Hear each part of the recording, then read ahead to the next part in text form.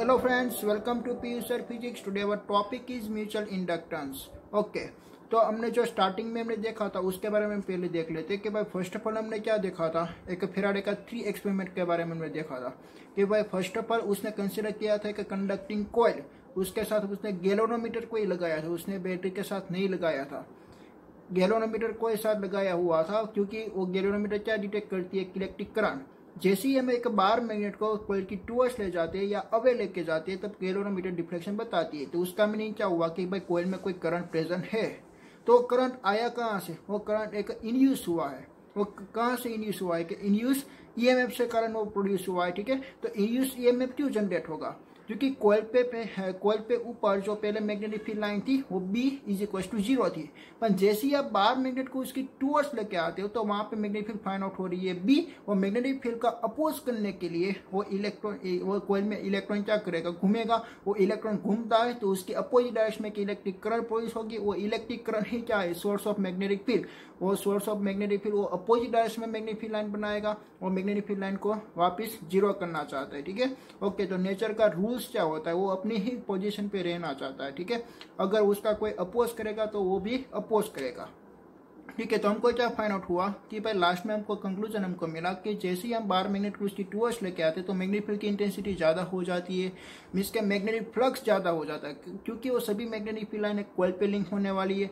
But यहाँ पे एक कॉइल को फ्लक्स अगर इंक्रीज हो या डिक्रीज हो उसको पसंद नहीं है। ठीक है, अगर आप फ्लक्स को इंक्रीज कर रहे हैं तो फ्लक्स को क्या करना चाहता है, डिक्रीज करना चाहता है, वो उसका अपोज करेगा।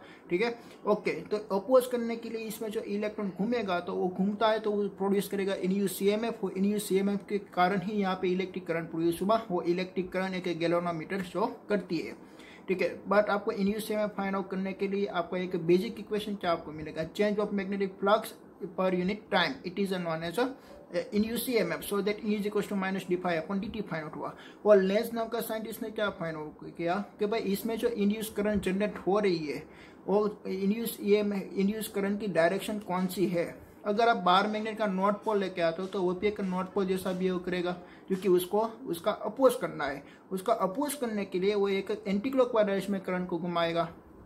जैसे ही आप नॉर्थ पोल को उसकी अवे लेके जाते हो तो उसका मीनिंग क्या हुआ कि भाई आप मैग्नेटिक फ्लक्स को डिक्रीज करना चाहते हो बट उसको पसंद नहीं आया तो वापस वो इंक्रीज करने के लिए वो उसको उसकी अवे लेके नहीं जाने देगा। तो वो क्या करेगा, एक साउथ पोल जैसा बिहेव करेगा। तो साउथ पोल बनाने के लिए इलेक्ट्रिक करंट को मूवमेंट करना पड़ेगा एक क्लॉकवाइज डायरेक्शन में।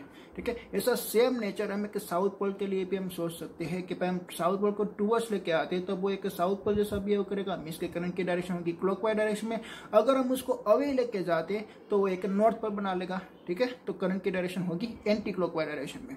ध्यान पर हमने देखा कि भाई मोशनल ईएमएफ, तो मोशनल ईएमएफ कैसे जनरेट होता है। हमको basic induce EMF find out करने के लिए हमको फ्लक्स को क्या करना पड़ेगा, चेंज। तो आप फ्लक्स को कौन कौन सी वैल्यू को चेंज करने से आप चेंज कर सकते हो। फ्लक्स का इक्वेशन क्या होता है, B cos θ। आप मैग्नेटिक फील्ड की वैल्यू चेंज कर सकते हो, एरिया भी चेंज कर सकते हो और एंगल भी चेंज कर सकते हो। बट मोशनल ईएमएफ ने हमें PQ रॉड को इसके मूवमेंट करवा के एरिया को चेंज करे। अगर एरिया चेंज होगा तो फ्लक्स भी चेंज होगा और फ्लक्स चेंज होगा तो इंड्यूस ईएमएफ जनरेट होगा। वो इंड्यूस ईएमएफ हमको मिल रहा था E = BVL। देन आफ्टर हमने फाइंड आउट किया था इसके एक रोटेटिंग रॉड का। ठीक है, एक रोटेटिंग रॉड है। जैसे कि हमारे के साइकिल का व्हील होते हैं, इसमें जो स्पोक होते हैं उसका एक सेंटर का पार्ट, इसके जो एक्सिस होती है वो एक्सिस फिक्स होती है but rim only for rotation हो रही है। तो उसका इंड्यूस ईएमएफ हमको कितने मिलेगा, 1/2 BVL मिल सकता है। ठीक है, हाफ BVL मिल सकता है क्योंकि वो एक ही एंड आपका रोटेट कर रहा है। ठीक है, एक एंड तो आपका सेंटर में फिक्स होता है इसलिए इसमें हाफ ईएमएफ मिल सकता है। ठीक है, देन आफ्टर आपने दूसरा क्या स्टडी किया था, सेल्फ इंडक्टेंस के बारे में। तो सेल्फ इंडक्टेंस क्या होती है कि भाई हमारे पास एक कॉइल है, उसके साथ हमने बैटरी को लगा दिया, उसमें से हम इलेक्ट्रिक करंट को पास आउट करेंगे तो इसमें से मैग्नेटिक फील्ड लाइन जनरेट होगी। वो मैग्नेटिक फील्ड लाइन अपनी कॉइल पे लिंक होती है। ठीक है, ध्यान आफ्टर हम जैसे ही इलेक्ट्रिक करंट को चेंज करेंगे तो मैग्नेटिक फील्ड लाइन भी चेंज होगा। अगर मैग्नेटिक फील्ड लाइन चेंज हुई तो मैग्नेटिक फ्लक्स भी चेंज हुआ अपनी कॉइल पे। तो वो क्या करेगा, अब इसके जो अपनी कॉइल में जो इंड्यूस ईएमएफ की जो डायरेक्शन थी अप्लाइंग सोर्स की, उसकी अपोजिट डायरेक्शन में वो ईएमएफ बनाएगा। वो करंट को क्या करना चाहती है, अपोज करना चाहती है। ठीक है, उसको हम बोलेंगे एक सेल्फ इंडक्टेंस। तो सेल्फ इंडक्टेंस का इक्वेशन भी हमने निकाला था, L = φ/I। Okay, then after self inductance की एक एनर्जी भी हमने फाइंड आउट की थी। सेल्फ इंडक्टेंस एक इंडक्टर की प्रॉपर्टीज होती है, ठीक है। वो क्या करती है, इंडक्टर क्या करती है, एक एनर्जी को स्टोरेज करती है। कौन सी एनर्जी को स्टोरेज करती है, एक मैग्नेटिक एनर्जी को स्टोरेज करती है। वो कितनी स्टोरेज करती है, U is equal to 1/2Li² जितनी वो स्टोरेज करती है। देन आफ्टर उसका कॉम्बिनेशन भी हमने देखा था, उसका कॉम्बिनेशन हमने सीरीज और पैरेलल कॉम्बिनेशन हमने देखा था, ठीक है। सीरीज कॉम्बिनेशन में उसका इक्विवेलेंट को मिला था L is equal to L1 plus L2 plus L3। Then आपने पैरेलल के लिए 1/L is equal to 1/L1 plus 1/L2 plus 1/L3। Okay, then आपने एडी करंट के बारे में देखिए कि भाई एडी करंट क्या होती है। अभी तक हम क्या यहाँ पे रखते थे, एक कॉइल रखते थे, बट ध्यान आपने हमने क्या रख दिया, एक सॉलिड प्लेट रख दिया। तो सॉलिड प्लेट रखने से क्या होगा कि भाई सॉलिड प्लेट की टूवर्ड्स हम एक नॉर्थ पोल को लेके जाते हैं, तो सॉलिड प्लेट भी उसका क्या करना चाहता है, अपोज करना चाहता है। तो वो भी क्या करेगा, उसकी इनसाइड जो इलेक्ट्रॉन है उसको घुमाएगा। उसने इलेक्ट्रॉन को घुमाया तो इसमें से इलेक्ट्रिक करंट जनरेट हुई। वो इलेक्ट्रिक करंट की जो शेप थी एक वाटर के रिंग जैसे प्रोड्यूस हो रही थी, वो शेप को हमने नाम दे दिया था एडी। ओके, तो उसका शेप एक एडी जैसा था, बट वो एक करंट थी, इसलिए हमने उसका नाम क्या दे दिया, एडी करंट। तो एडी करंट क्या करना चाहती है, एडी करंट मींस के उसका अपोज करना चाहती है। वो बार मैग्नेट को आने नहीं देना चाहती है, ठीक है। इसलिए वो उसका नॉर्थ पोल हम उसकी तरफ लेके आ गए, तो वो भी क्या बना लेगा, नॉर्थ पोल, ठीक है। तो उसकी मोशन को क्या करेगा, अपोज करेगा। तो आपका जो मींस के एडी करंट होता है, eddy current is always oppose to the motion, ठीक है। वो ऑलवेज क्या करेगा, मोशन का अपोज करेगा। देन आपने इलेक्ट्रोमैग्नेटिक डैम्पिंग के बारे में भी हमने देखा था। हमारे पास दो बार मैग्नेट होती है, उसकी बीच में अगर हमारी प्लेट को हम ऑक्सीलेशन करवाएंगे तो उसका ऑक्सीलेशन वो डिक्रीज हो जाता है, ठीक है। उसका ऑक्सीलेशन डिक्रीज हो जाता है। पहले हमने देखा था कि भाई 1 सेकेंड में वो 10 बार ऑक्सीलेशन कर लेता था। जैसे ही हमने बार मैग्नेट को लगा दिया तो ओनली फॉर उसने 5 टाइम्स ही ऑक्सीलेशन किया और देन आप वो स्टॉप हो गई। ओके, वो डैम्पिंग की इफेक्ट को डिक्रीज करने के लिए हमने क्या किया, जो प्लेट का एरिया था वो प्लेट का एरिया को हमने डिक्रीज कर दिया। अगर प्लेट का एरिया को डिक्रीज करने से क्या होगा, रेजिस्टेंस की वैल्यू इंक्रीज होगी। अगर रेजिस्टेंस की वैल्यू इंक्रीज होगी तो करंट की वैल्यू क्या होगी, डिक्रीज। और करंट की वैल्यू डिक्रीज होगी तो उसका अपोज करने वाला जो मींस का क्वांटिटी है वो डिक्रीज हो जाएगी। तो देन आपने हमने देखा कि भाई वो एक 7 बार ऑक्सीलेशन करने लगेगा, ठीक है। तो ऑक्सीलेशन उसका इंक्रीज हुआ।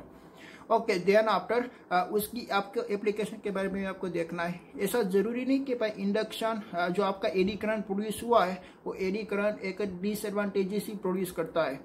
वो उसकी आप एप्लीकेशन किस तरह से आप यूज करना चाहते हो, ठीक है।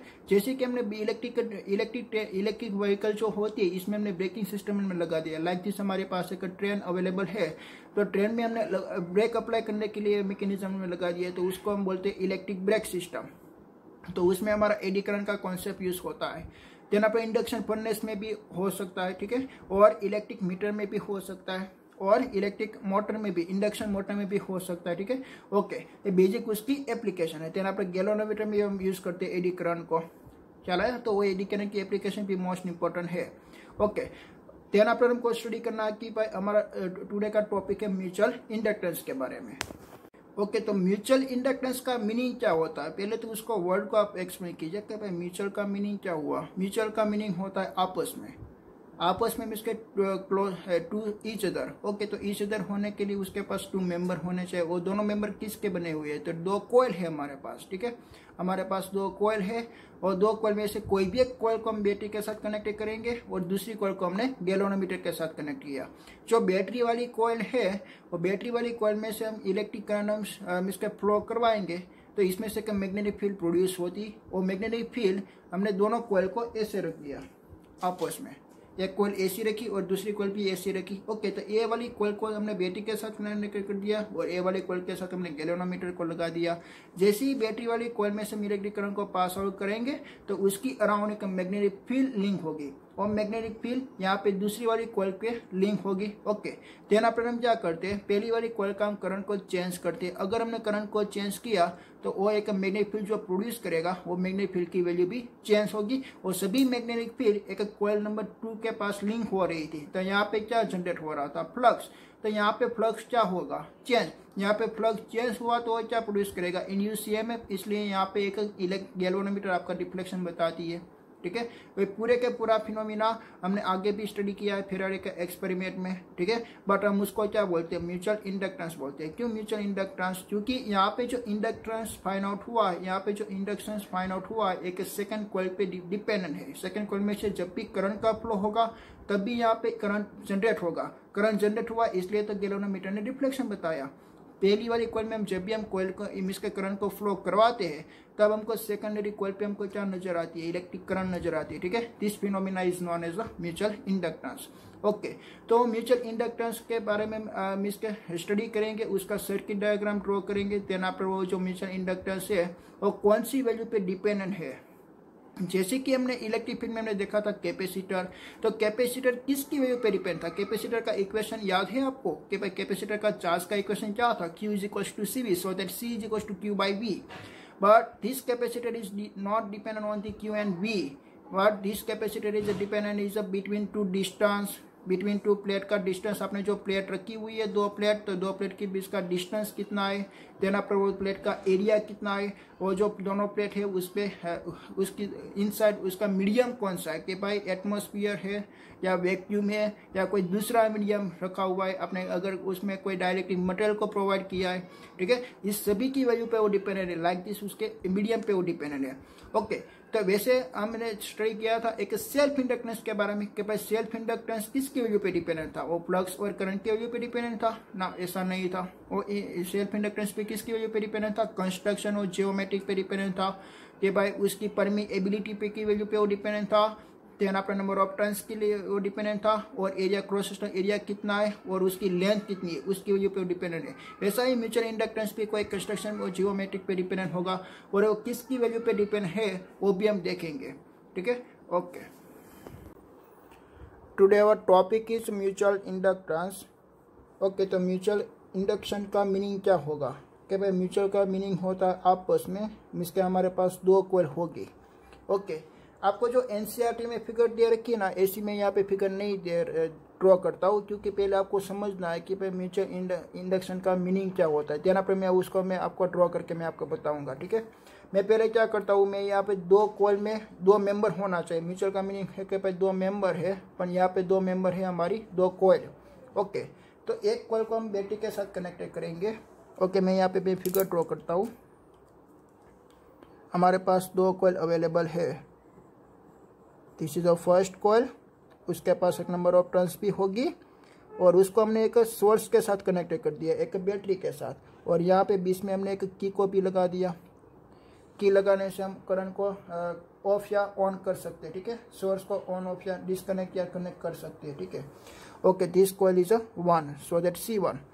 देन आफ्टर एक कॉइल की एक्सिस होती है, देखिए, और सेम एक्सिस पे हमने यहाँ पे एक दूसरी कॉइल लगा दिया, यहाँ पे हमने एक दूसरी कॉइल रखा। ओके, तो ए वाली कॉइल के साथ हमने गैल्वेनोमीटर को कनेक्ट किया, उसके साथ हमने कोई बैटरी को कनेक्ट नहीं किया, ओनली फॉर गैल्वेनोमीटर के साथ हमने कनेक्ट कर दिया, और इस कॉइल का हमने नाम दे दिया C2 कॉइल, ठीक है। बट आपको जो टेक्स्ट बुक में जो फिगर दे रखी है ना, वो आपने इसके कैसी आपको फिगर दे रखी है, देखिए कि भाई पहले जो कॉइल C1 थी उसका क्रॉस सेक्शनल एरिया लार्ज था, ऐसा, this cross sectional area is large. Okay, ऐसी आपको एक कॉइल दे रखी है, ठीक है। ओके, तो उसकी एक्सिस होती है, देखिए। ओके, देन यहाँ पर हमने जो C2 कॉइल हमने कंसिडर की, उसका डायमीटर उससे हमने कम रखा, ठीक है। ये C1 का थी और हमने C2 को हमने ड्रॉ किया, उसका डायमीटर कम है, उसको हमने ऐसा रखा, उसकी इनसाइड।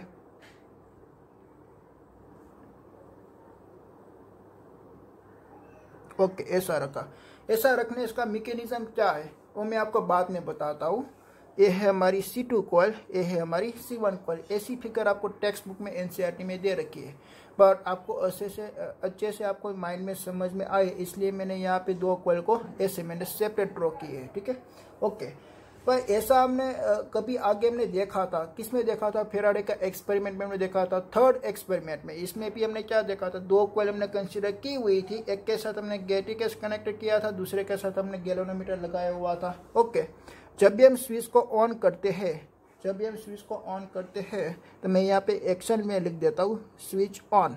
तो स्विच ऑन होने से क्या होगा कि भाई इनिशियल कंडीशन में यहाँ पे करंट कितना था, 0 था, तो करंट की वैल्यू इंक्रीज होगी, कितनी हो जाएगी, आई जितनी हो जाएगी। वो करंट का फ्लो कैसे होता है, पॉजिटिव टू नेगेटिव डायरेक्शन में ऐसा करंट का फ्लो होता है, ठीक है, ओके।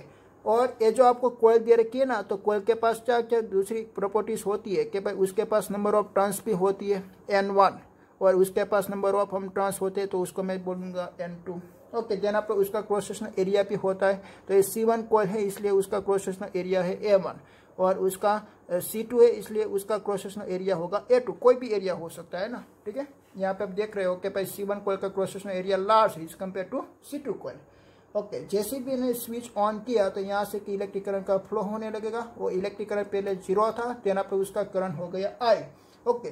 तो यहाँ पे देखिए करंट का चेंजेस हो रहा है। जब भी करंट का चेंजेस होगा यहाँ पे करंट इंक्रीज हो रहा है, तो ये वाली कॉइल में करंट की वैल्यू वो डिक्रीज करना चाहती है, तो यहाँ पे करंट शो होगा current is -I, okay. Then after थोड़े ही टाइम में एक करंट क्या हो गया, एक करंट आपका इमेज के रिमेन कांस्टेंट हो जाता है, स्टेडी करंट, उसको हम क्या बोलते हैं, करंट की वैल्यू चेंज ना हो सके हम उसको बोलते हैं कि स्टेडी करंट।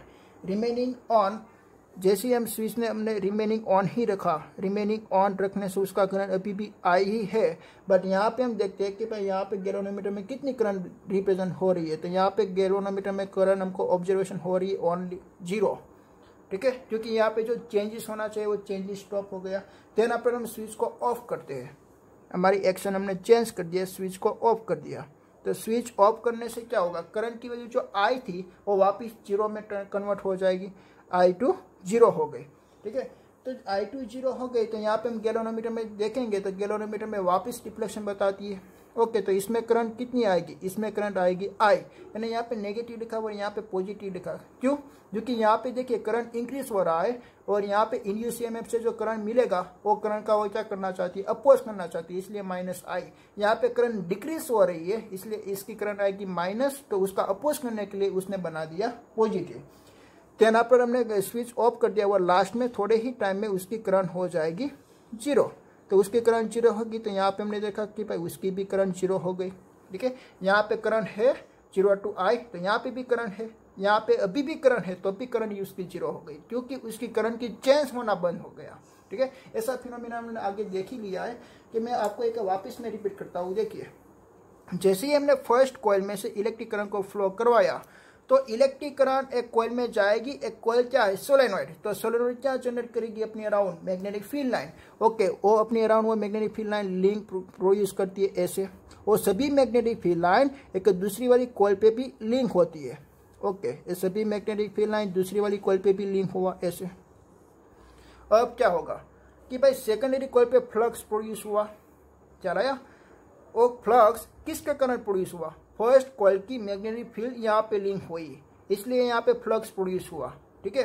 देन आफ्टर हमको क्या करना है, गैल्वेनोमीटर कब रीडिंग बताएगा, जब वो फ्लक्स की वैल्यू चेंज होगी तब। तो यहाँ पे फ्लक्स की वैल्यू कब चेंज होती है, जब आप स्विच ऑन करते हो तो आपका electric current 0 to I increase होता है। जब आपका इलेक्ट्रिक करंट इंक्रीज होता है तो यहाँ पे number of magnetic field line की स्ट्रेंथ भी इंक्रीज होगी। अगर मैग्नेटिक फील्ड लाइन की स्ट्रेंथ इंक्रीज होती है तो यहाँ पे मैग्नेटिक फ्लक्स भी इंक्रीज होगा। अगर मैग्नेटिक फ्लक्स इंक्रीज होगा तो यहाँ पे इंड्यूस ईएमएफ जनरेट होगा। वो इंड्यूस ईएमएफ क्या करेगा, एक इलेक्ट्रिक करंट बनाएगा अपोजिट डायरेक्शन में, इसलिए गैल्वेनोमीटर यहाँ पे डिफ्लेक्शन बताएगा। जैसे ही आपने स्विच को ऑफ कर दिया तो यहाँ पे इलेक्ट्रिक करंट वापस क्या करेगा, डिक्रीज होगा। बट यहाँ पे इलेक्ट्रिक करंट डिक्रीज होगा तो यहाँ पे फ्लक्स भी डिक्रीज होगा। बट फ्लक्स को डिक्रीज होना पसंद नहीं है ए वाली कॉइल को, तो उसने क्या कर दिया, वापस एक करंट को बना दिया। इसलिए ये इसके करंट क्या आती है, पॉजिटिव आती है। ये फिनोमिना को इसके डिस्क्राइब करने के लिए दो कॉइल की रिक्वायरमेंट है, इसलिए उसका हमने नाम क्या रखा, म्यूचुअल इंडक्शंस। ये इंडक्शंस कौन सी कॉइल में प्रोड्यूस होती है, सेकेंडरी कॉइल में प्रोड्यूस होती है। वो क्यों प्रोड्यूस हुई अभी आपको मालूम आया, ठीक है। देखिए मैं वापस से भी आपको एक बार समझाता हूँ। जैसे ही आपने फर्स्ट वाली कॉइल में से इलेक्ट्रिक करंट को फ्लो करवाया तो वो अपनी अराउंड क्या प्रोड्यूस कर देगा, magnetic field line. This magnetic field line is link to the secondary coil, so that is produce the flux. Then after, when we are changed in the current in the first coil, so that magnetic field is produced in the first coil is a changes. This magnetic field is a changes, so that magnetic flux is also changes, and due to the magnetic flux changes is a produce the induced EMF in secondary coil. ठीक है, तो ए वाली coil में देखिए पे हमने यहाँ पे कोई बैटरी भी नहीं लगाई है, तो भी इस वाली सर्किट में क्या जनरेट हो रही है, एक इलेक्ट्रिक करंट जनरेट हो रही है। ठीक है, हमने कोई भी बैटरी भी नहीं लगाई, बिना कांटेक्ट की, ये बिना कांटेक्ट की यहाँ पे एक इलेक्ट्रिक करंट जनरेट हो रही है। इस वाली इसके लिए उसका फिनोमेना को हमने क्या नाम दे दिया, इंडक्शन। हमने फर्स्ट चैप्टर में देखा था कंडक्शन, इंडक्शन, रबिंग, वो सभी हमारी प्रोसेस थी प्रोड्यूसिंग चार्ज। ओके, तो इंडक्शन में हमने ऐसे ही हमने देखा था। इंडक्शन के बारे में मैंने आपको बताया था कि विथआउट टचिंग, तो यहाँ पे बिना कांटेक्ट के यहाँ पे क्या जनरेट हो गया, एक इलेक्ट्रिक करंट, इसलिए हमने उसका क्या नाम दे दिया, इंडक्शन। ठीक है, ये पूरे का पूरा चैप्टर में इंडक्शन ही चल रहा है ना। Self inductance, mutual inductance, self inductance में ओनली फॉर एक ही कॉइल थी। ठीक है, ओके, तो ये इंड्यूस ईएमएफ कैसे जनरेट हुआ उसके बारे में हमने यहाँ पे राइट डाउन कर लेते। ठीक है, ओके, तो कंस्ट्रक्शन को मैं पहले यहाँ पे एक्सप्लेन कर देता हूँ। Into neighbouring coils when current change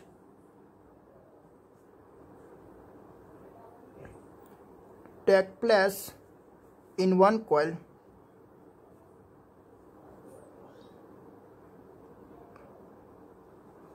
current is induced in the second coil. Reason, ऐसा क्यों हुआ, तो current in the first coil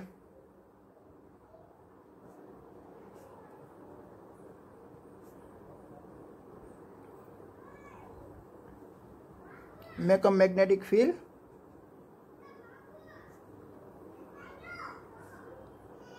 which links with second coil.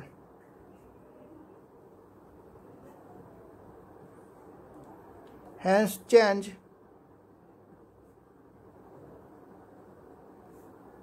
in current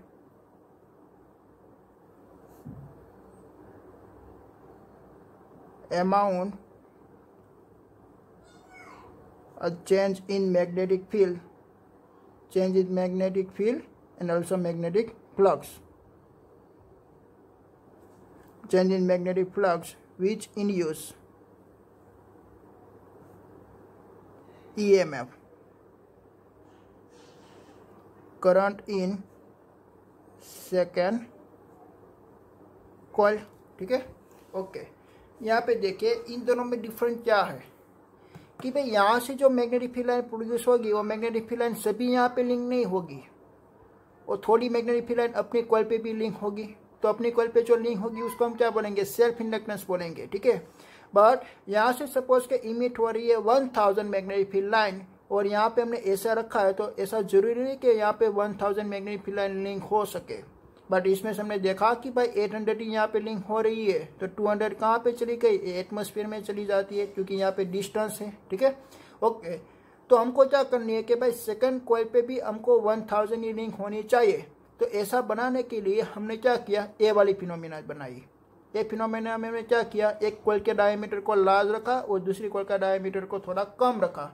तो सेकंड जो कॉइल है उसके इनसाइड हमने डाल दिया, उसके इनसाइड डाल दिया। जब वो सेकंड कॉइल में से मैग्नेटिक फील्ड लाइन लिंक होगी तो फर्स्ट कॉइल में सभी मैग्नेटिक फील्ड लाइन लिंक हो जाएगी। ठीक है, ओके, इसलिए इन दोनों में चेंजेस है। यहाँ पे क्या होगा, 1000 जो प्रोड्यूस करेगा वो 1000 ही इसके सेकेंडरी कॉइल पे लिंक होगा, बट यहाँ पे 1000 सेकेंडरी कॉइल पे लिंक नहीं होगा। ठीक है, और ओरिएंटेशन के बारे में भी हम आगे स्टडी करेंगे। ठीक है, ओके, तो पहले तो हम क्या फाइंड आउट करते हैं, ये म्यूचुअल इंडक्टेंस। देखिए मैं वापस मैं आपको एक्सप्लेन करता हूँ कि जैसे ही यहाँ पे करंट का फ्लो हो रही थी, वो करंट का मैं नाम दे देता हूँ कि भाई I1, और जो करंट का जब भी I1 का फ्लो होगा तो यहाँ पे मैग्नेटिक फील्ड लाइन प्रोड्यूस हुई, और मैग्नेटिक फील्ड लाइन एक सेकेंडरी कॉइल पे लिंक हुई, तो यहाँ पे सेकेंडरी मीन्स के फ्लक्स फाइंड आउट हुआ। और फ्लक्स का हम क्या नाम देखेंगे, φ2। तो मैंने यहाँ पे क्या लिख दिया, φ2। ये फ्लक्स का चेंज होना किसकी वैल्यू पे डिपेंडेंट है, फ्लक्स का चेंज कौन किसी से हो रहा है, मैग्नेटिक फील्ड से, और मैग्नेटिक फील्ड किसकी वैल्यू पे डिपेंडेंट है, इलेक्ट्रिक करंट की वैल्यू पे डिपेंडेंट है। तो यहाँ पे जो फ्लक्स चेंज हो रहा है is directly proportional to electric current in the first coil. The flux change on the second coil is directly proportional to electric current change in the first coil, ठीक है। So that phi 2 is directly proportional to हम क्या लिख सकते हैं, I1 हम लिख सकते हैं, ठीक है। बट उसको इक्वल्स लिखने के लिए हमको क्या करना पड़ेगा, कोई कांस्टेंट लगाना पड़ेगा। तो हमने यहाँ पे कांस्टेंट लगा दिया capital M, phi 2 is equal to capital M I1, ठीक है। What is the M? M is the coefficient of the mutual inductance. वो क्या है, coefficient of the mutual inductance है, where capital M is coefficient of mutual inductance is capital M, ठीक है। Okay, तो वो जो म्यूचुअल इंडक्टेंस है उसकी हम वैल्यू फाइंड आउट करना चाहते हैं तो हम उसको क्या करेंगे, सब्जेक्टिव बना देंगे।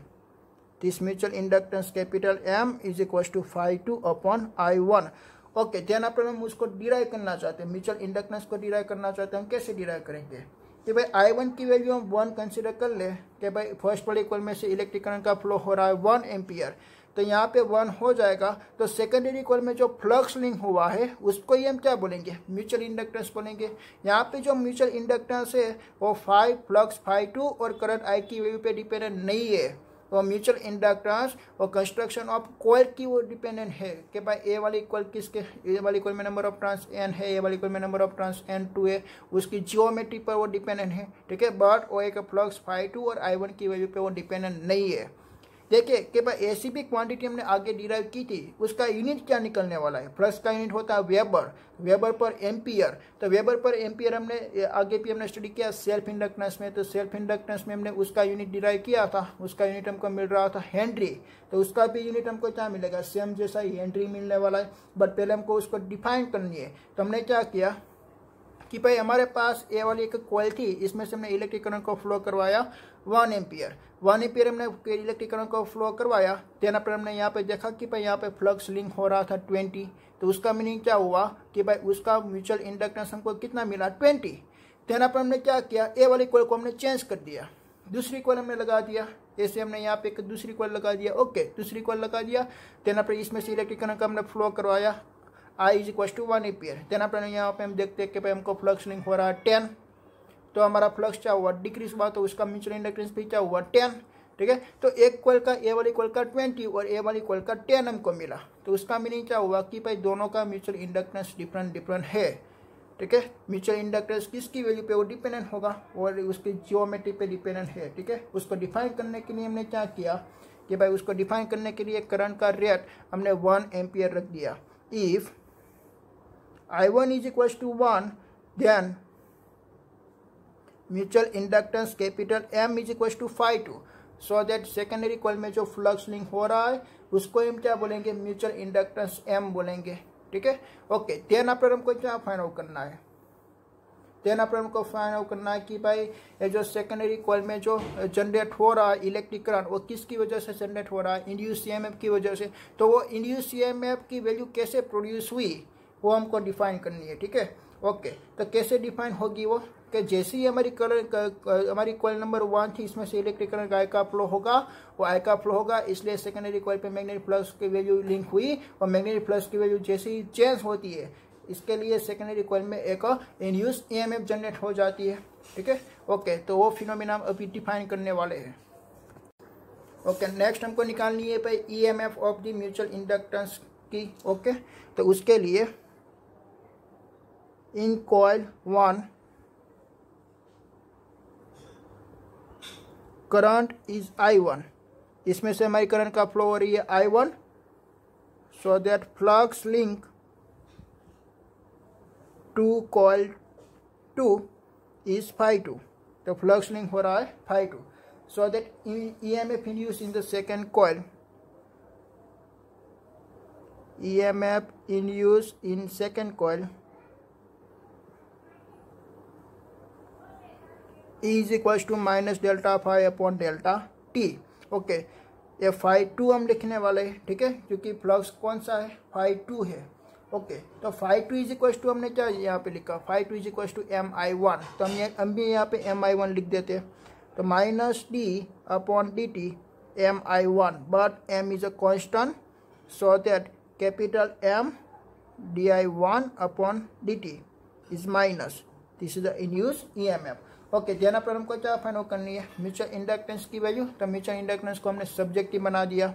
Okay, so that capital M is equals to, एक किसके, एक कौन सी कॉइल में जनरेट हुई है, सेकेंडरी कॉइल पे, तो इसलिए मैं यहाँ पे क्या लिख देता हूँ, E2 induce EMF on the secondary coil, induce EMF in the secondary coil, so that mutual inductance M is equals to, हम क्या लिख सकते हैं यहाँ पे, E2 upon di1 upon dt। Okay, अब मैं उसको डिफाइन करना चाहता हूँ। देखिए, ये म्यूचुअल इंडक्टेंस कौन सी कॉइल में जनरेट होगा कि भाई फ्लक्स कौन सी वैल्यू में चेंजेस हुआ है, फ्लक्स चेंजेस हुआ है सेकेंडरी कॉइल पे, तो इंड्यूस EMF भी किस में जनरेट हुआ है, सेकेंडरी कॉइल पे, एक C2 कॉइल पे, एक C2 कॉइल में EMF जनरेट हुआ है। ठीक है, ओके, तो उसके लिए क्या होगा कि भाई ये जो करंट की वैल्यू आपने किसकी वैल्यू की चेंज की, फर्स्ट कॉइल की आपने करंट की वैल्यू को चेंज की, तो म्यूचुअल इंडक्टेंस आपको प्रोड्यूस हुआ सेकेंडरी कॉइल पे, तो उसको हम मीन्स के डायरेक्शन देना चाहते हैं, म्यूचुअल इंडक्टेंस को भी डायरेक्शन देना चाहते हैं। कैसे हम डायरेक्शन देंगे, मैं यहाँ पे लिखता हूँ M21, तो M21 का क्या मीनिंग हुआ, mutual inductance is induce with a secondary coil with respect to first coil, mutual inductance is induced in a secondary coil with respect to first coil। ठीक है, ओके, क्योंकि फर्स्ट कॉइल के कारण ही electric current generate हुई, वो electric current के कारण यहाँ पे मैग्नेटिक फ्लक्स फाइंड आउट हुई और मैग्नेटिक फ्लक्स की वैल्यू चेंज हुई, इसलिए यहाँ पे इंडक्शन हुआ। वो इंडक्शन को हम क्या बोलते हैं, म्यूचुअल इंडक्टेंस बोलते हैं। ओके, वो म्यूचुअल इंडक्टेंस को हम डिफाइन करना चाहते हैं, हम कैसे डिफाइन करेंगे। ओके, देखिए यहाँ पे di1 अपॉन dt है, तो मैंने क्या कर दिया, उसका रेट मैंने 1 एम्पियर पर सेकेंड कर दिया। हमारी जो फर्स्ट कॉइल है उसके करंट का रेट मैंने 1 एम्पियर पर सेकेंड कर दिया, तो उसका क्या मीनिंग हुआ कि भाई सेकेंडरी कॉइल में जो इंड्यूस EMF जनरेट हुआ है उसको हम क्या बोलेंगे, म्यूचुअल इंडक्टेंस। ठीक है, ओके, तो उसकी हम डिफाइन हमने कैसे कर लिया, देखिए, coefficient of the mutual inductance is numerically equals to induce EMF generated in the secondary coil when di upon dt का रेट हमको कितना रखना है, 1 एम्पियर पर सेकेंड, मीन्स के करंट जो रेट चेंजेस हो रहा है, rate of change of current in the first coil is 1 ampere per second. ठीक है, ओके, तो उसको हमने इसी तरह से हमने डिफाइन कर दिया। कैसे डिफाइन कर दिया कि भाई mutual inductance, coefficient of the mutual inductance is equals to induce EMF of the secondary coil when the current rate change of the first coil is 1 ampere per second. Okay, हम उसको लिख देते हैं।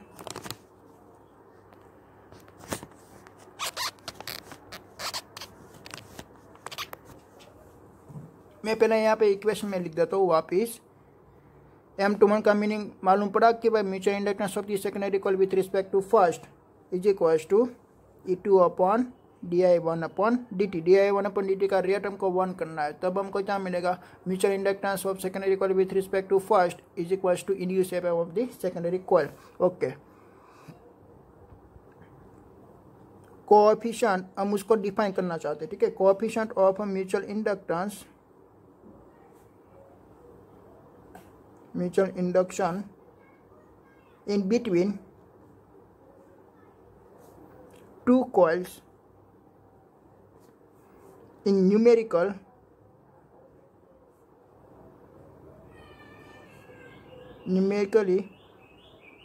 equal to EMF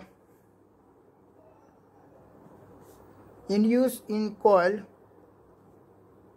number 2 when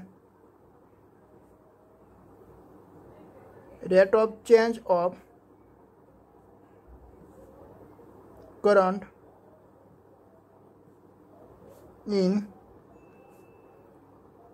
coil number 1 is 1 ampere per second.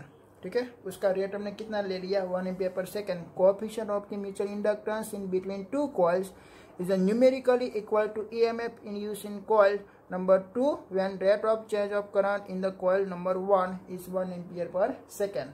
Okay, then after हमको find out करना है कि भाई वो जो म्यूचुअल इंडक्टेंस है वो किसकी वैल्यू पे डिपेंडेंट है। ठीक है, ओके, तो जनरल किसकी वैल्यू पे डिपेंडेंट है, it depends upon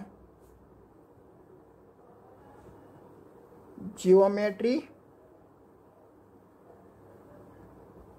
construction of coil. Okay, तो इसमें क्या आएगा, नंबर ऑफ टर्न्स, उसकी होगी length, then after area. Okay, वो सभी की वैल्यू पे वो डिपेंडेंट है। ओके, देन आफ्टर उसके हमको कैलकुलेशन करनी है, तो हम कैलकुलेशन देखते हैं। ठीक है, देन आफ्टर मोस्ट इंपॉर्टेंट हमको ये देखना है कि हमारे पास तो कॉइल अवेलेबल थी। पहली वाली कॉइल के साथ हमने बैटरी को लगा दिया और दूसरी वाली कॉइल के साथ हमने एक गैल्वेनोमीटर को लगा दिया। तो जब भी हम फर्स्ट वाली कॉइल में से इलेक्ट्रिक करंट को पास आउट करेंगे तो वो एक मैग्नेटिक फील्ड प्रोड्यूस करेगा। वो मैग्नेटिक फील्ड कितनी होगी, वो सोलेनोइड की मैग्नेटिक फील्ड जितनी होगी इतनी होगी, B = μ0 Ni। ओके, वो सभी मैग्नेटिक फील्ड लाइन दूसरी वाली कॉइल पे लिंक होगी या भी नहीं भी होगी। ठीक है, ऐसा हम कैसे बोल सकते हैं, देखिए कि भाई ए वाली जो कॉइल है, ठीक है, ए वाली कॉइल में से इलेक्ट्रिक करंट को हमने पास आउट करवाया, वो मैग्नेटिक फील्ड लाइन जनरेट करेगा। वो सभी मैग्नेटिक फील्ड लाइन एक सेकेंडरी कॉइल पे जनरेट हुई, तो सेकेंड वाली कॉइल पे हमको क्या मिलने वाला है, एक इंडक्शन मिलने वाला है। उसको हम क्या बोलेंगे, म्यूचुअल इंडक्टेंस, क्योंकि दो एलिमेंट से बना हुआ है। ठीक है, ओके, तो हमने फर्स्ट ऑफ ऑल ए हमने कॉइल रखी, तो हमने देखा कि भाई उसका म्यूचुअल इंडक्टेंस हमको मिल रहा है 10। इसमें से हमने करंट का फ्लो करवाया 1 एम्पियर। ठीक है, देन अपन हम दूसरी कॉइल लाते हैं, इसमें से हम वापस इलेक्ट्रिक करंट का फ्लो करवाएंगे 1 एम्पियर। देन अपन उसके कारण हम देखेंगे कि भाई उसकी म्यूचुअल इंडक्टेंस मिल रही है हमको 20। तो उसका क्या मीनिंग हुआ कि भाई म्यूचुअल इंडक्टेंस की जो वैल्यू फाइंड आउट हो रही है वो उसकी जियोमेट्रिक पे डिपेंडेंट है। ठीक है, जो सेकंड में म्यूचुअल इंडक्टेंस की वैल्यू ज़्यादा होगी तो उसकी क्रॉस सेक्शनल एरिया या उसकी लेंथ वगैरह क्या होगा, ज़्यादा होगा। ठीक है, ओके, तो ऐसे हम उसकी वैल्यू हम फाइंड आउट कर सकते हैं। ठीक है, ओके, देन आफ्टर उसके एक मोस्ट इंपॉर्टेंट फैक्टर के बारे में भी आपको स्टडी करना है, ओरिएंटेशन के बारे में। ओरिएंटेशन का क्या मीनिंग होता है, डायरेक्शन। कैसे डायरेक्शन, देखिए कि भाई हमने जो दोनों कॉइल को इस तरह से रखी हुई थी, बट इस तरह से रखने से क्या होगा कि भाई a magnetic field line generate कर रही है 100, बट यहाँ पे लिंक हो रही है ओनली फॉर 80, और 20 कहाँ पे चली जाएगी भाई, यहाँ पे चली गई होगी, यहाँ पे चली गई होगी। ठीक है, बट हमको मीन्स के सभी मैग्नेटिक फील्ड लाइन जो 100 मीन्स के प्रोड्यूस कर रही है, वो सभी मैग्नेटिक फील्ड लाइन वो सेकेंडरी कॉइल पे लिंक हो। ठीक है, 100% लिंक करनी है। जब आप 100% लिंक करेंगे तभी म्यूचुअल इंडक्टेंस का जो फिनोमिना M21 = M12, पहले तो M21 का क्या मीनिंग है, mutual inductance of the secondary coil with respect to first equals to mutual inductance of the first coil with respect to 2।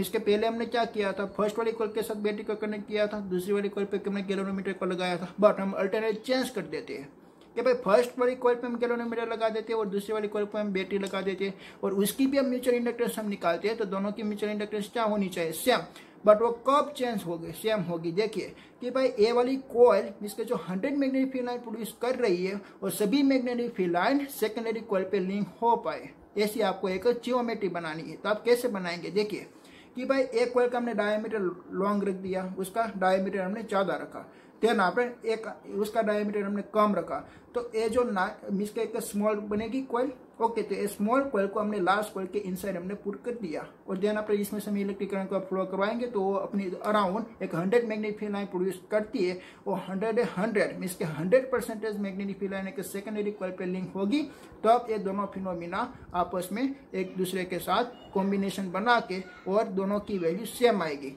किस दोनों की वैल्यू, M21 और M12 की वैल्यू। देन आपने ओरिएंटेशन के बारे में देखिए कि पहले हमने मिसके कैसे रखा था, दोनों की एक्सिस हमने सेम रखा था, कोइंसिडेंट एक्सिस रखा था। ठीक है, दोनों की कोएक्सियल। ओके, तो कोएक्सियल रखा था, दोनों की एक्सिस मिसके सेम थी, दोनों की एक्सिस सेम थी, तब सभी मैग्नेटिक फील्ड लाइन यहाँ पे लिंक हो रही थी। ठीक है, तो उसका मीनिंग क्या हुआ, this phenomena is known as the coupling. तो ये कपलिंग बेस्ट कपलिंग है।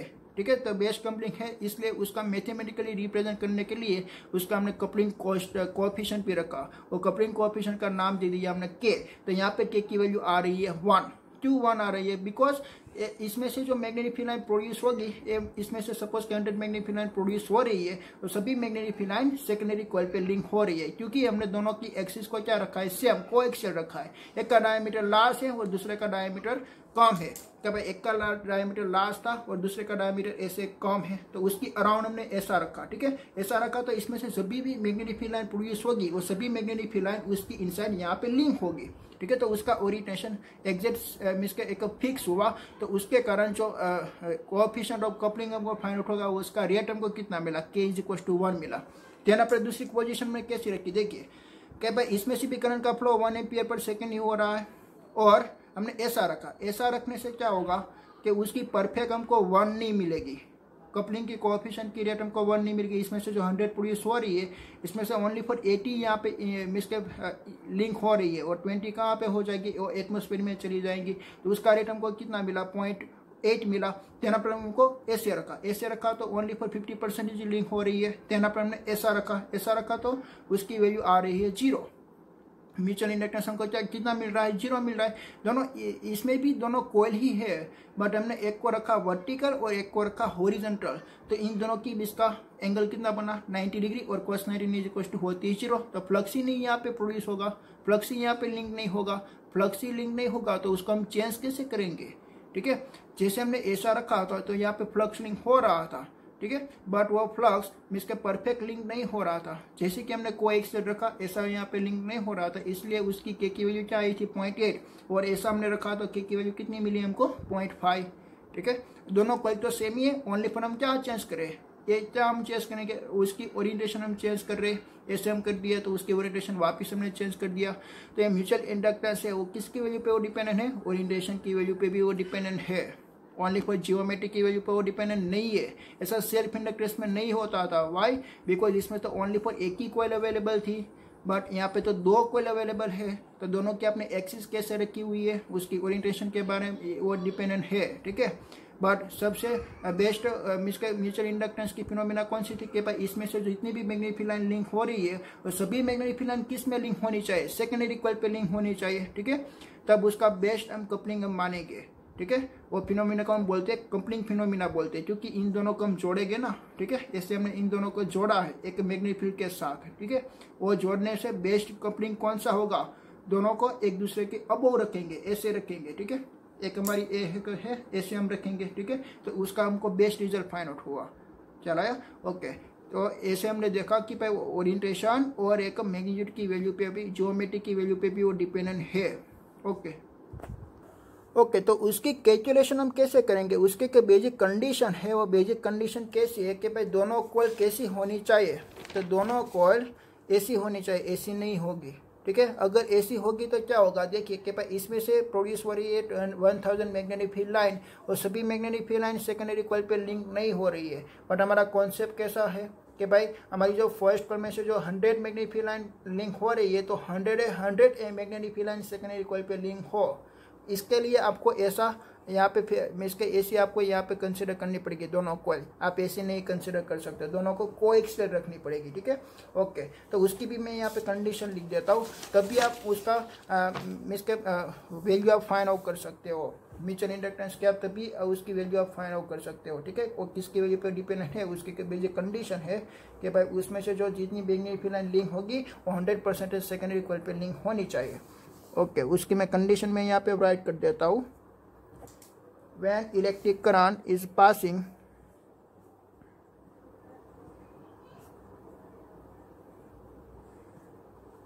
passing through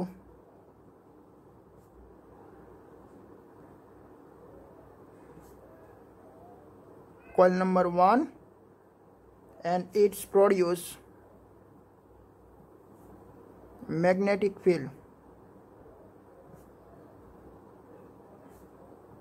and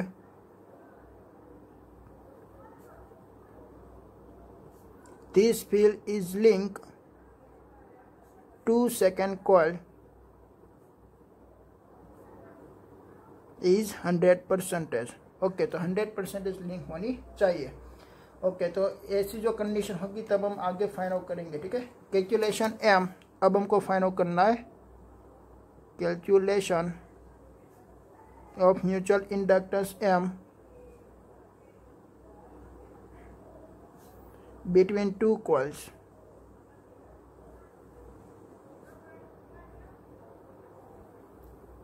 B is made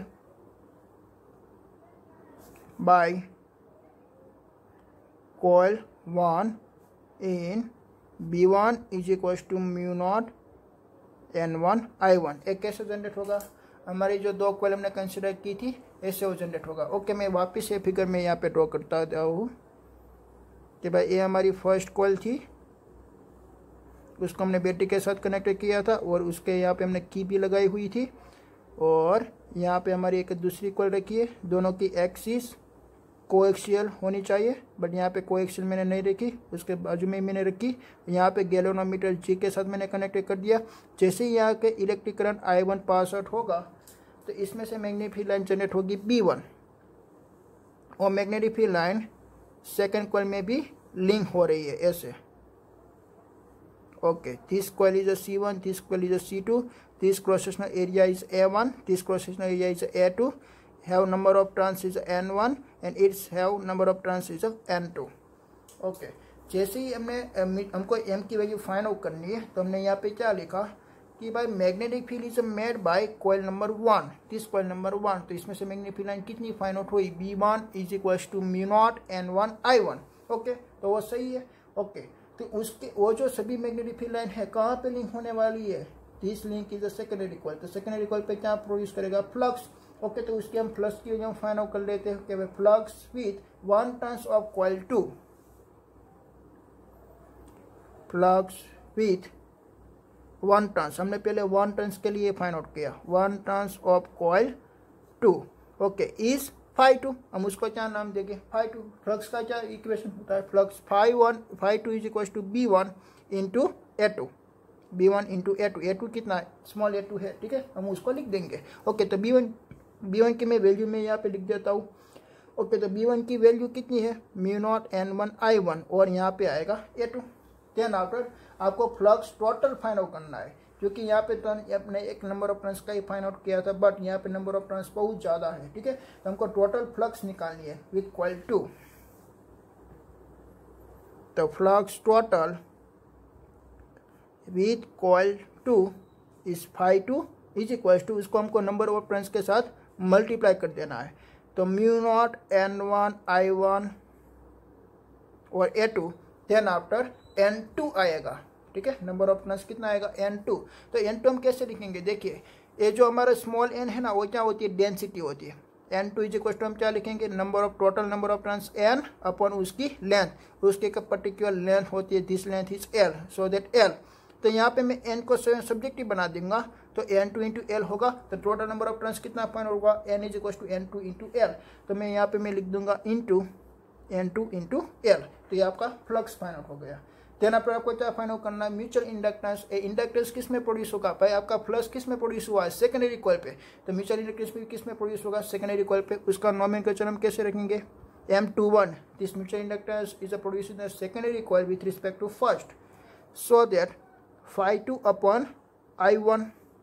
तो φ2 की वैल्यू पुट कीजिए, mu naught N1 I1 A2 N2 L is divide by I1। तो I1 is a cancel, so that mu naught N1 N2 A2 और L, ठीक है, ऐसे find out हुआ। Then अपन हमको क्या फाइंड आउट करना है, M12। तो M12 आप कैसे फाइंड आउट करेंगे, तो M12 को फाइंड आउट करने के लिए गैल्वेनोमीटर को हमको फर्स्ट कॉइल में लगानी है और ये बैटरी को हमको दूसरी कॉइल पे लगानी है, ठीक है। ओके, तो उसका इक्वेशन हमको कैसे मिलेगा, देखिए M12 करने से फ्लक्स φ1 अपॉन I2 आएगा, फ्लक्स φ1 अपॉन I2। तो यहाँ पे किसकी वैल्यू चेंज होगी, म्यू नॉट N1 N2, और यहाँ पे हो जाएगा A1 into L। Okay, but हमको क्या बनानी है कि भाई M21 mutual inductance of the secondary coil with respect to first, और mutual inductance of the first coil with respect to secondary coil, ये दोनों की वैल्यू सेम होनी चाहिए। बट यहाँ पे देखिए, यहाँ पे म्यू नॉट है, N1 है, N2 है, बट यहाँ पे A1 और A2 है, तो इन दोनों की वैल्यू डिफरेंट है, और यहाँ पे लेंथ L है, ठीक है। तो इन दोनों की वैल्यू डिफरेंट क्यों है, बट हमको ये डिफरेंट नहीं है, दोनों का एरिया A1 और A2 दोनों का एरिया सेम ही है। कैसे सेम है, देखिए मैं फिनोमिना में आपको समझाता हूँ। ओके, तो यहाँ पे मैं पहले A1 एरिया को मैं ड्रॉ करता हूँ। This area is A1 area. A1 area का क्या मीनिंग हुआ, कॉइल 1 का एरिया है वो A1, ठीक है। ओके, देन आफ्टर मैं कॉइल 2 का मैं एरिया में यहाँ पे ड्रॉ करता हूँ। ओके, तो ये है एरिया 2, दिस कॉइल 2, तो मैं यहाँ पे क्या लिखूंगा, A2 में लिखूंगा। ओके, तो कॉइल 1 को मैंने किसके साथ लगाया है, बैटरी के साथ, तो वो क्या इमिट करेगा, मैग्नेटिक फील्ड। तो मैग्नेटिक फील्ड लाइन कितनी इमिट करेगा, उतना जितना एरिया है इतनी वो मैग्नेटिक फील्ड लाइन इमिट करेगा। देखिए इतनी उसने मैग्नेटिक फील्ड लाइन इमिट की। ओके, तो इसने उतने मैग्नेटिक फील्ड लाइन प्रोड्यूस की, और मैग्नेटिक फील्ड लाइन A2 के सभी एरिया पे लिंक हो रही है ना, सभी एरिया पे लिंक नहीं हो रही है। तो कितना एरिया पे लिंक हो रही है, जितना भी एरिया कॉइल A1 का है इतना ही एरिया पे वो लिंक हो रही है। तो एरिया कितना मिलेगा आपको, A1 ही मिलता है। चलाया, तो A1 एरिया A2 एरिया से स्मॉल है कि लार्ज है, भाई स्मॉल है, स्मॉल है, इसलिए ए एरिया को हम क्या बोलेंगे, स्मॉल एरिया बोलेंगे। ठीक है, ऐसा सेम फिनोमिना। दूसरी बात देखिए कि मैं कॉइल A1 का जो एरिया है ना उसको मैं लार्ज कर देता हूँ। देखिए ऐसे सेकंड फिनोमिना के बारे में देखिए, उसका एरिया मैंने लार्ज कर दिया, और कॉइल A2 का एरिया मैंने स्मॉल कर दिया ऐसे। इसमें आपका कॉमन एरिया कौन सा बना था, A1 एरिया। ओके, देन आप देखिए कि भाई इसमें से मैं क्या प्रोड्यूस करूँगा, मैग्नेटिक फील्ड लाइन। ओके, तो वो सभी मैग्नेटिक फील्ड लाइन यहाँ से ऐसी जाएगी और यहाँ से ऐसी जाएगी, बट कितना एरिया पे लिंक हुई, इतना एरिया पे लिंक हुई। ये एरिया कौन सा था, A1, एरिया कौन सा था, A2। अभी आपको कौन सा लेना है, A2। पर दोनों केस में आप देखिए, ये आपका फर्स्ट केस है, ये आपका सेकंड केस है। दोनों केस में देखिए कि भाई इसमें एरिया A1 स्मॉल है, तो रिजल्टिंग भी हमको कितना लेना है, A1। इसमें आपका एरिया कौन सा स्मॉल है, A1 स्मॉल है ना, A2 स्मॉल है, तो आपको रिजल्ट भी कितना मिला, A2 ही मिला। तो आपको क्या याद रखनी है कि भाई आपने जो दो कॉइल कंसीडर की हुई है, ऐसी आपने जो दो कॉइल कंसीडर की है, इसमें से किसका एरिया स्मॉल है, जिसका भी एरिया स्मॉल है वही आपको यहाँ पे लिखना है, A1 A2 नहीं लिखना है। तो यहाँ पे किसका एरिया भी स्मॉल हो, जिसका भी एरिया स्मॉल हो उसको यहाँ पे मैंने लिखना है। इसलिए मैंने यहाँ पे 1 से बदले मैंने क्या लिख देता हूँ, AS का क्या मीनिंग हुआ, स्मॉल एरिया। ख्याल आया।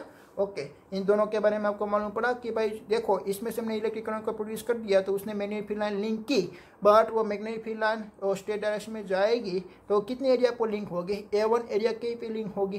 देन आफ्टर A1 ने मैग्नेटिक फील्ड लाइन प्रोड्यूस कर दिया, बट वो कितने एरिया पे लिंक हो सकती है, A2 की एरिया पे ही लिंक हो सकती है। अगर आपका एरिया ही स्मॉल है तो हम क्या करेंगे, ठीक है। ओके, इसलिए दोनों मिस के केस में आप रिजल्टेंट का आपको क्या मिला कि भाई जिसका भी एरिया स्मॉल है वही आपको यहाँ पे लिखनी है। तो आपने यहाँ पे AS लिख दिया, तो देन पर ये दोनों इक्वेशन क्या मिल गया आपको, सेम। पहले आपका दोनों इक्वेशन सेम नहीं था, ये वाला कॉन्सेप्ट आपको माइंड में आया। ओके, देन पर मैं यहाँ पे लिख सकता हूँ कि भाई M21 is equal to M12 is equal to capital M, और इक्वल टू क्या मिलेगा हमको, μ0 N1 N2 small area into length. इसकी वैल्यू पे वो डिपेंडेंट है, किस की वैल्यू पे डिपेंडेंट है, दिस मीडियम पे वो डिपेंडेंट है, number of turns first coil, number of turns of the secondary coil, और स्मॉल एरिया पे और उसकी लेंथ पे वो डिपेंडेंट है कि भाई कॉइल की लेंथ कितनी है, उसकी लेंथ पे वो डिपेंडेंट है। ठीक है, ओके। देन आपने हमको किसके बारे में स्टडी करना है, ये तो हमने इसके मैग्नीट्यूड के बारे में देखा, बट म्यूचुअल इंडक्टेंस एक डायरेक्शन पे भी डिपेंडेंट है, उसको हम बोलेंगे ओरिएंटेशन। ओके, तो ओरिएंटेशन के बारे में अभी हम स्टडी करेंगे। ओके, डायरेक्शन के बारे में कैसे, ओके देखिए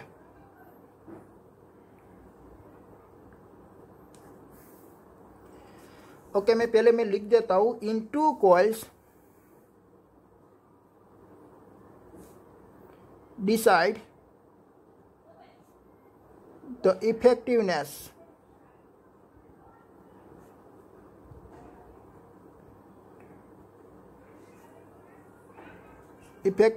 of mutual induction. This phenomena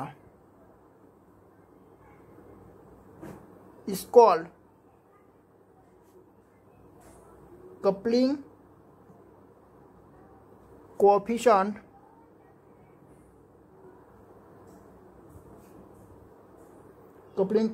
of coupling। ठीक है, ये कपलिंग कोएफिशिएंट किसका है, कपलिंग का है। कैसे, देखिए कि भाई यहाँ पे मैंने आपको पहले क्या समझाया था कि भाई मैंने पहले यहाँ पे मैंने कॉइल रखी, तो इसमें से जितना इंड्यूस्ड ईएमएफ जनरेट होगा इतना उसका म्यूचुअल इंडक्टेंस होगा। तो यहाँ पे मैंने एक कॉइल रखी तो उसकी वैल्यू फाइंड आउट हुई थी 20, पर जैसे ही मैंने एक दूसरी कॉइल रखी तो उसकी वैल्यू फाइंड आउट हुई थी 10।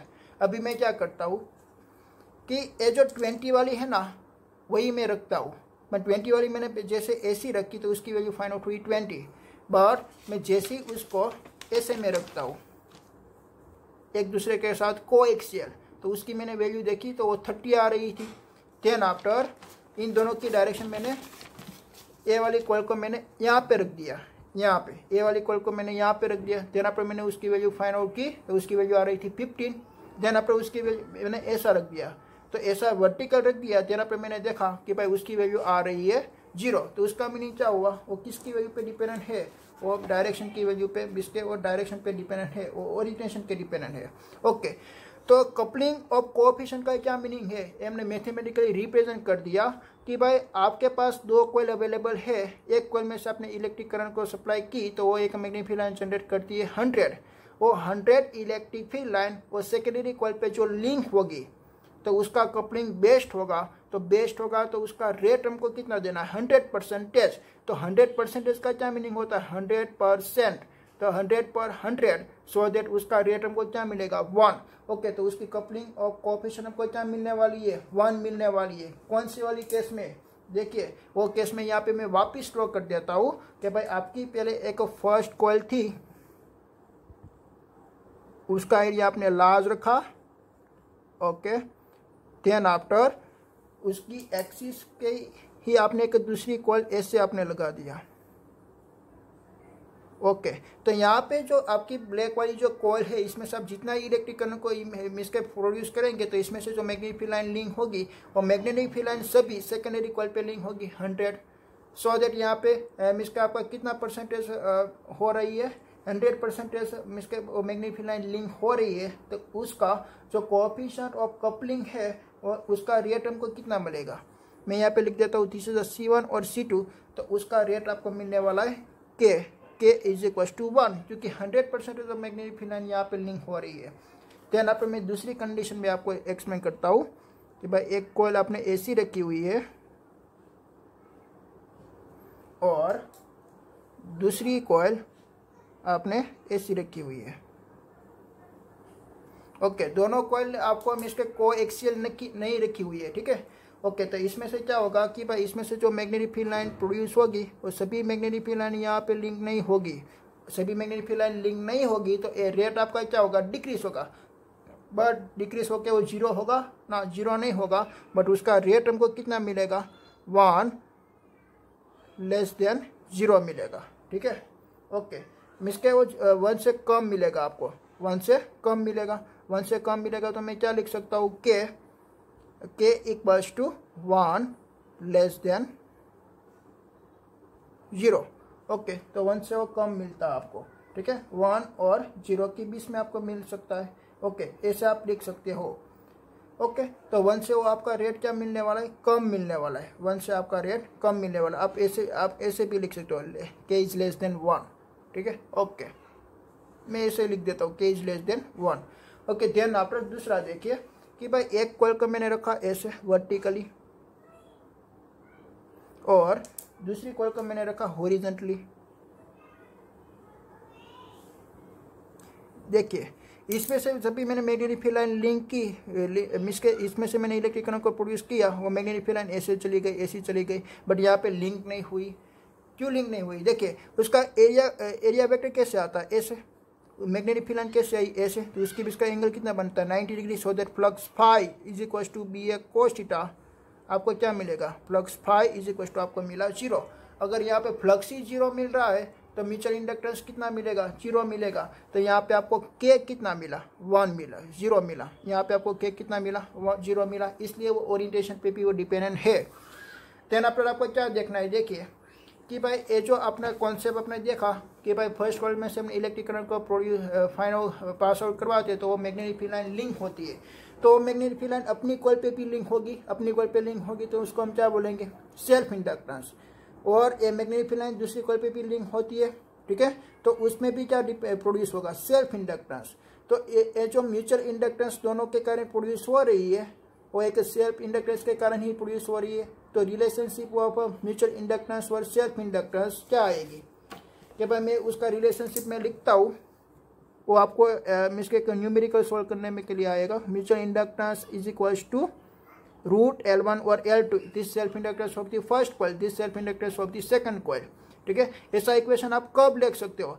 जब आपका कपलिंग 100% हो तब, कोएफिशिएंट ऑफ द कपलिंग आपका k = 1 हो तब। ए वाली केस में, ए वाली केस में आप नहीं ले सकते हो, ए वाली केस में भी आप नहीं ले सकते हो। ठीक है, जब आपका 100% लिंक हो रहा है तब आप उसका ए ले सकते हो। ठीक है, ओके। देन पर आपको के की वैल्यू आपको फाइंड आउट करनी है, तो के की वैल्यू क्या मिलेगी आपको? m/रूट L1 × L2 मिलेगी। देखिए कि भाई m = L1 N2 था, तो हमने यहाँ पे मैंने m रख दिया, तो m/m = 1। तो कब फाइंड आउट होगी? जब आपकी दोनों कॉइल ए वाली पोजीशन में आपको दे रखी है, को इंसिडेंट दे रखी है, को एक्सियल रखी हुई है। ठीक है, दोनों की एक्सिस सेम है, को एक्सियल। ओके, तो ये फिनोमिना को हम बोलते हैं म्यूचुअल इंडक्टेंस। फर्स्ट कॉइल में से करंट प्रोड्यूस होगी और करंट आपको एक सेकंड कॉइल में ऑब्जर्वेशन होगी। ठीक है, ऐसा ही फिनोमिना हुआ ना। देखिए यहाँ पे आपने करंट को फ्लो करवाया I1, तो एक गैल्वेनोमीटर पे क्या बताएगा? करंट। तो दूसरे वाली कॉइल को साथ हमने बैटरी को लगाया नहीं, बट वो करंट इंड्यूस हुआ है, इसलिए उसको, इस फिनोमिना को हम क्या बोलते हैं? इंडक्शन फिनोमिना बोलते हैं। ओके।